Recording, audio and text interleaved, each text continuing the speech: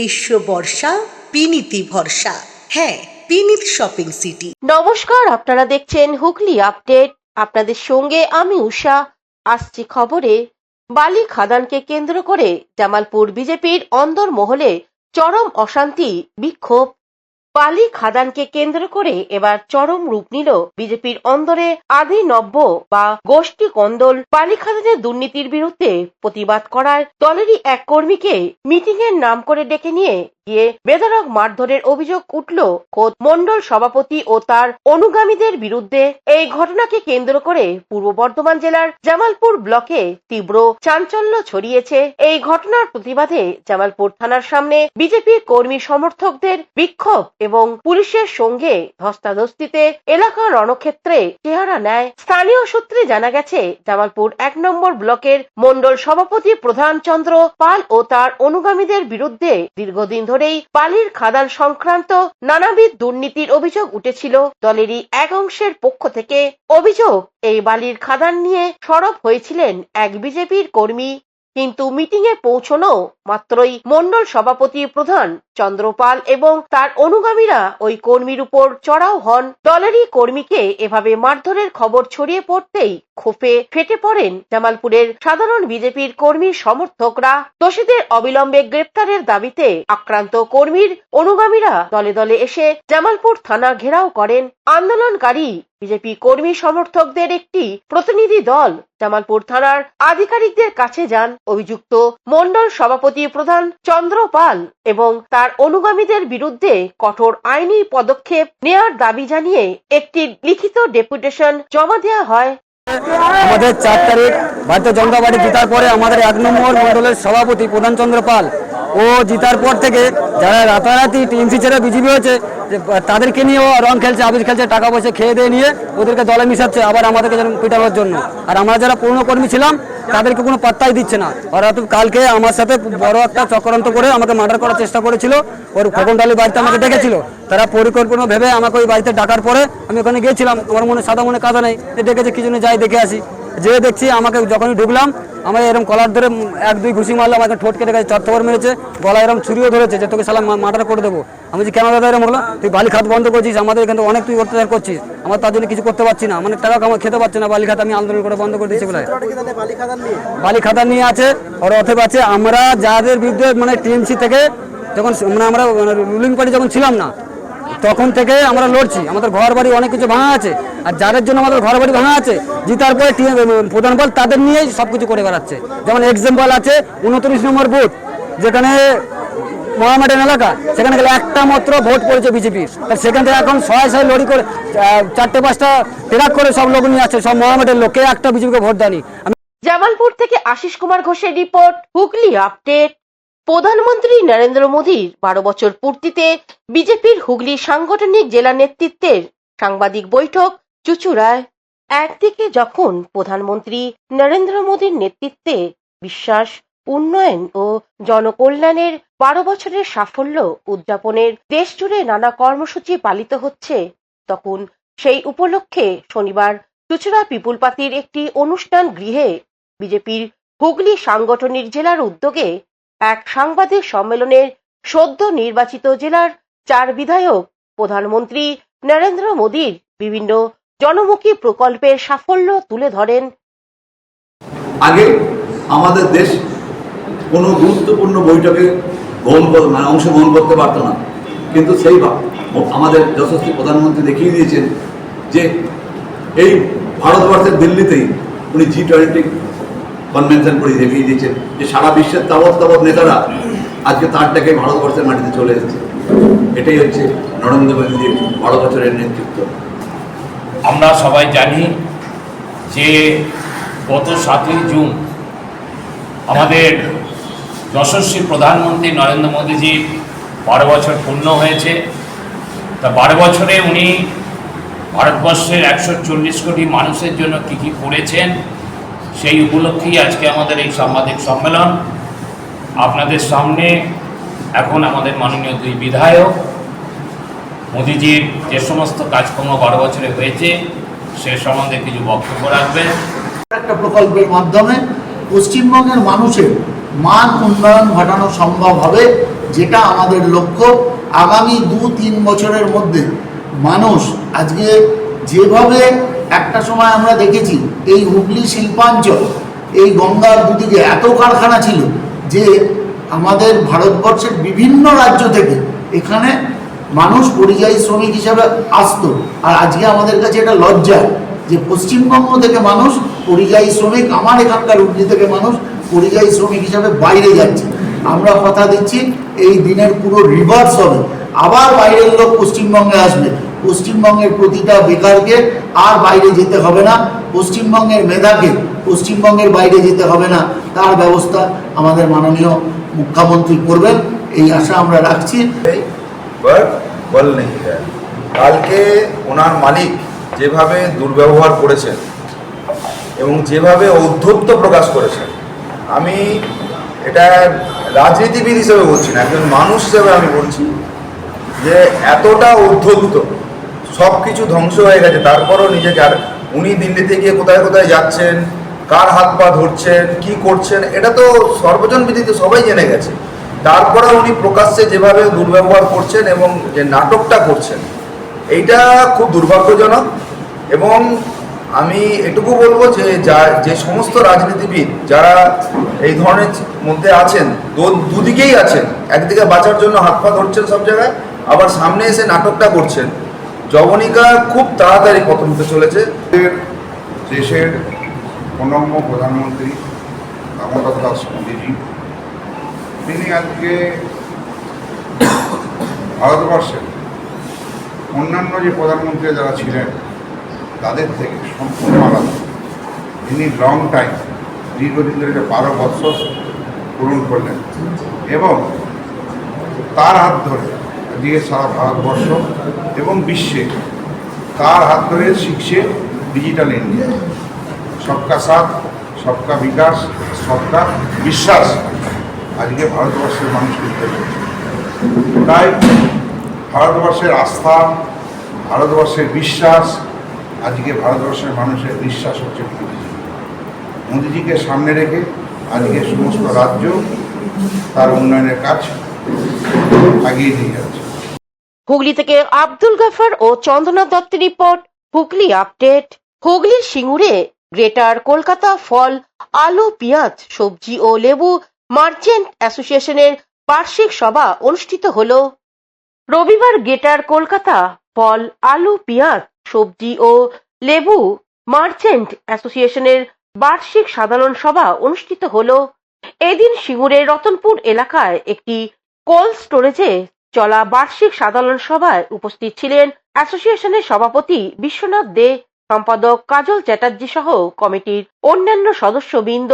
অনুষ্ঠানে বিশেষ অতিথি হিসেবে উপস্থিত ছিলেন সিঙ্গুরের বিধায়ক ডাক্তার অরূপ কুমার দাস। অ্যাসোসিয়েশনের পক্ষ থেকে জানা গেছে, কলকাতার সমতুল্য ফল, আলু, পেঁয়াজ, সবজি ও লেবু ফসলের বৃহত্তর মার্কেট তৈরি করতে রাজ্যের বিভিন্ন এলাকার 905 জন ব্যবসায়ী 2006 সালে সিঙ্গুরের এই বৃহত্তম মার্কেট তৈরি করার ডাক দিয়েছিলেন, কিন্তু 2026 সালেও সেই মার্কেট তৈরি হয়নি। তাদের বক্তব্য, সেই সময় সরকারের সদিচ্ছা না থাকার কারণে তাদের এই দুরবস্থা। অবশেষে সরকার বদল হয়েছে, রাজ্যে এসেছে বিজেপি সরকার। তাদের আশা আগামী 1-2 বছরের মধ্যেই সিঙ্গুরে এই মার্কেট তৈরি হয়ে যাবে। এই মার্কেট তৈরি হলে একদিকে যেমন রাজ্যের বিভিন্ন জেলার চাষিরা তাদের উৎপাদিত পণ্য সহজে বিক্রয় করতে পারবে, অন্যদিকে এলাকার কয়েক হাজার ছেলে মেয়ে কর্মসংস্থান হবে। শুধু তাই নয়, কলকাতায় যানজট অনেকটা কমবে বলে তারা জানান। এ বিষয়ে সিঙ্গুরের বিধায়ক ডাক্তার অরূপ কুমার দাস, অ্যাসোসিয়েশনের সভাপতি বিশ্বনাথ দে, সম্পাদক কাজল চ্যাটার্জি সাংবাদিকদের কি জানাচ্ছেন শুনবো। দেখুন, গ্রেটার ক্যালকাটা বলে যে সংস্থা এখানে বিনিয়োগ করার জন্য এসছে, তার জন্যে আমরা তাদের কাছে এই আশাটাকে আমরা সাধুবাদ জানাই। বিগত 20 বছর ধরে ওনাদের একটা স্বপ্ন ছিল সিঙ্গুরে একটা মার্কেট গড়ে তুলবে। আমরা আমাদের যে সরকার এসেছে তার তরফ থেকে আমরা সম্পূর্ণ সহযোগিতা করব। সিঙ্গুরের মানুষের কর্মসংস্থান হবে এবং সিঙ্গুরের উন্নয়ন হবে। বিগত 2006 সালে greater Kolkata food potato onion vegetables and lemon merchant association থেকে আমাদের সিঙ্গুরে জমি কেনা শুরু হয়েছে। বর্তমানে আমাদের কাছে 340 বিঘে জমি আছে। সেই জমির উপরে যাতে করে সবথেকে বড় সুপার মার্কেট তৈরি হয় পশ্চিমবাংলায়, যেখানে কলকাতার সমস্ত পাইকারি বাজার সহ মেদিনীপুর, বাঁকুড়া, বর্ধমান থেকে আরম্ভ করে উত্তরবঙ্গের সমস্ত ব্যবসায়ীদের প্রতিনিধিত্বে সমস্ত রকম দ্রব্যের পাইকারি বাজার এখানে তৈরি হবে। এইটা আমাদের মাথায় আছে এবং এর জন্যে বিগত 15 বছর ধরে আমরা বিগত সরকারের আমলে বারবার নবান্নে দরবার করেছি, কিন্তু কোনো রকম কোনো আশ্বাস আমরা পাইনি। আজকে আপনারা দেখলেন যে বর্তমানে নতুন সরকার আসার পর আমাদের সিঙ্গুরের সম্মানীয় বিধায়ক শ্রী অরূপ কুমার দাস এসেছিলেন এবং তিনি সংক্ষিপ্ত বক্তব্যে বলে গেলেন যে এই মার্কেটের ব্যাপারে যত রকম সাহায্য করার দরকার তিনি বর্তমান সরকারের কাছে সেই দাবিটা আমাদের সমর্থন করবেন। হুগলি সিঙ্গুর থেকে আশিস কুমার ঘোষের report, Hooghly update. Blooming Bud School, where dreams become achievements. This year, our Class 10 CBSE achievers have made us proud once again, proving that with the right guidance, every dream can become a success story. Our 2026 school toppers, the shining stars of Blooming Bud School, whose hard work, dedication, and determination have inspired an entire generation. Now your child can be the next topper. At Blooming Bud School, we don't just prepare students for exams, we prepare them for life. Here's why parents choose us. A.D. Ghosh Memorial Scholarship 2026 for deserving students. Free IITG and NEET coaching from classes 8 to 12. Smart and digital content-based learning, roller skating and all-round personality development. And a safe, inspiring environment where every child can grow with confidence. The next success story could be your child. Admissions are now open for Class 11, Science, Arts and Commerce. Limited seats, unlimited opportunities. Secure your child's future with Blooming Bud School today. Is a holistic weekend destination for friends, family and couples and offers magic to soothe your body, mind and soul.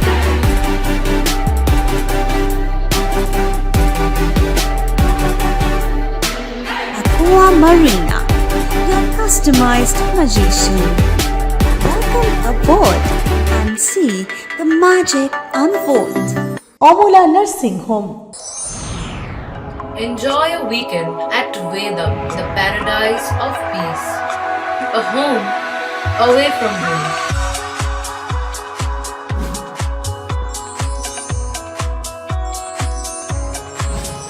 See yourself resonating with the nature. Vedam welcomes you to create your best memories. বিরতির পর ফিরে এলাম খবরে। আজ নেতাকর্মীদের নিয়ে স্বচ্ছতার অভিযান করলেন চুঁচুড়ার নবনিযুক্ত বিধায়ক সুবীর নাগ। ভারতের প্রধানমন্ত্রী নরেন্দ্র মোদীর নেতৃত্বে কেন্দ্রীয় সরকারের 12 বছর পূর্তি উপলক্ষে রবিবার 14 জুন সকালে বিজেপি নেতাকর্মীদের নিয়ে স্বচ্ছতার অভিযানে অংশ নিলেন চুঁচুড়ার নবনিযুক্ত বিধায়ক সুবীর নাগ। কর্মসূচিটি অনুষ্ঠিত হয় চুঁচুড়ার ষণ্ডেশ্বর তলা মন্দির প্রাঙ্গণে। এদিন বিধায়ক ও বিজেপি কর্মীরা মন্দির চত্বর, সংলগ্ন এলাকা এবং গঙ্গার ঘাট পরিষ্কার পরিচ্ছন্ন করেন। ঝাড়ু দিয়ে পরিচ্ছন্নতার বার্তা দেওয়ার পাশাপাশি উপস্থিত সাধারণ মানুষের সঙ্গে কথা বলেন সুবীর নাগ এবং তাদের বিভিন্ন অভাব অভিযোগ শোনেন। এদিন উপস্থিত পৌর কর্মচারীদের উদ্দেশ্যে সুবীর নাগ বলেন, আমাদের আদরণীয় প্রধানমন্ত্রী নরেন্দ্র মোদীজি তার 12 বছর পূর্ণ করলেন। ভারতবর্ষের ইতিহাসে এক টানা প্রথম প্রধানমন্ত্রী হিসাবে এতদিন থাকবার রেকর্ড তিনি করলেন এবং শুধু তাই নয়, ভারতবর্ষকে একটা মাত্রায় তিনি পৌঁছে দিয়েছেন। বিশ্বের দরবারে একটা পিছিয়ে পড়া দেশ তাকে এই 12 বছরে বিশ্বের অর্থনীতিতে 4 নম্বর জায়গায় তুলে নিয়ে যাওয়া, এটা খুব একটা ছেলে খেলা ব্যাপার নয়। ভারতবর্ষ দিন দিন এগিয়ে চলেছে। আমরা প্রধানমন্ত্রীজির এই এত বড় কর্মকাণ্ডের উদযাপন হিসাবে আজ আমরা এখানে বৃক্ষরোপণ করলাম।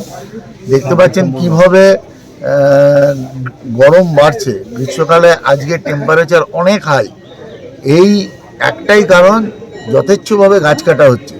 তো প্রধানমন্ত্রী আমাদের কাছে আগ্রহ করেছিলেন এটা সারা ভারতবর্ষ জুড়ে প্রচুর গাছ লাগানো হচ্ছে যাতে উষ্ণায়নকে কমানো যায়।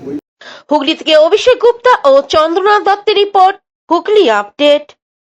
চন্দননগর বাগবাজার চৌমাথা সার্বজনীন জগদ্ধাত্রী পুজো কমিটির পক্ষ থেকে আজ রক্তদান শিবির অনুষ্ঠিত হলো। চন্দননগর বাগবাজার চৌমাথা জগদ্ধাত্রী পুজো কমিটির পক্ষ থেকে আজ চন্দননগর নিত্যগোপাল স্মৃতি মন্দিরে একগুচ্ছ সামাজিক কর্মসূচি অনুষ্ঠিত হয়ে গেল। মূলত ছিল স্বেচ্ছায় রক্তদান শিবির, বৃক্ষ প্রদান, গুণীজন সম্বর্ধনা ও সমাজ বন্ধু সম্বর্ধনা। চন্দননগর সেন্ট্রাল কমিটির সভাপতি শুভজিৎ সাউ ও বিশিষ্ট ব্যক্তিদের দ্বারা প্রদীপ প্রজ্বলনের মধ্য দিয়ে অনুষ্ঠানের সূচনা হয়। বিশিষ্ট ব্যক্তিদের সম্বর্ধনা দেওয়া হয়। এরপর বহু মানুষ স্বেচ্ছায় রক্তদান করতে এগিয়ে আসেন। হুগলি থেকে চন্দ্রনাথ দত্তের রিপোর্ট, হুগলি আপডেট। দার্জিলিং এ টয় ট্রেনে সফর করলেন দিলীপ ঘোষ স্ত্রীকে সঙ্গে নিয়ে।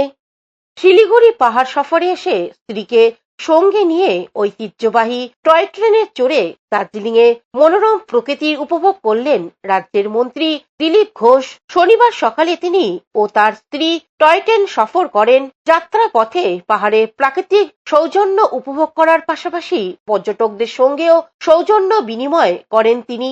মন্ত্রীকে কাছে পেয়ে অনেকেই ছবি তোলার আবদার জানান। কৌশিক ঘোষের রিপোর্ট, হুগলি আপডেট। এখনকার মতন খবর এই পর্যন্তই। প্রতিদিন দেখুন হুগলি আপডেট। নমস্কার।